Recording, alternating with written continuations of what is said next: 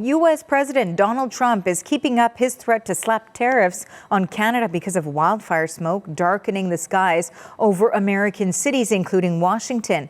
And Ontario's Premier, Doug Ford, is pushing back, calling Trump's accusations, quote, ridiculous. The CBC's Marina von Stackelberg joins us now live in Ottawa with more on this. So, Marina, let's start by telling us what we're hearing today from Ontario's Premier. Yeah, Ford says Donald Trump's threats and comments are driving him crazy. For days, the U.S. president has suggested he'd hit Canada with more tariffs for wildfire smoke that has blown down into the United States.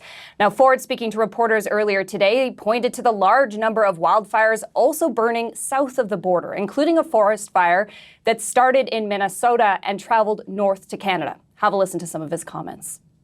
You got to remind President Trump that there's 3.9 million acres burning in the United States right now.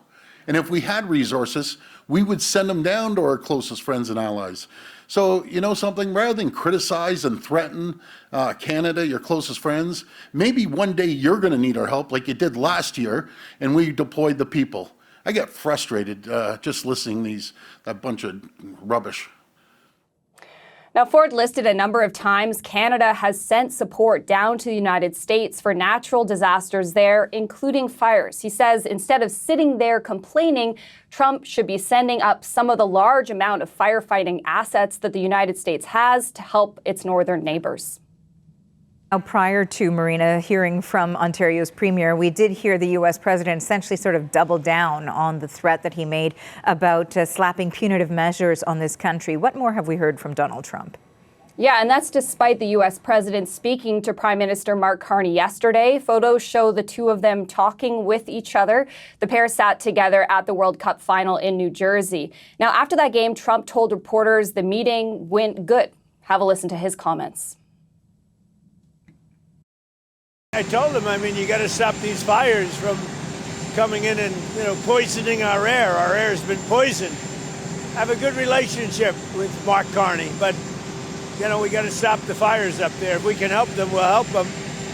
But maybe they should pay us some damages or something, or we should do some tariffs.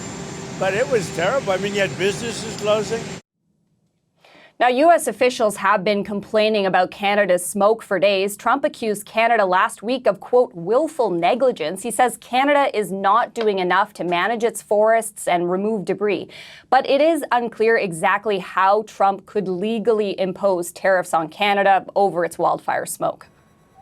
And what have we heard so far from the Canadian government on all of this, Marina?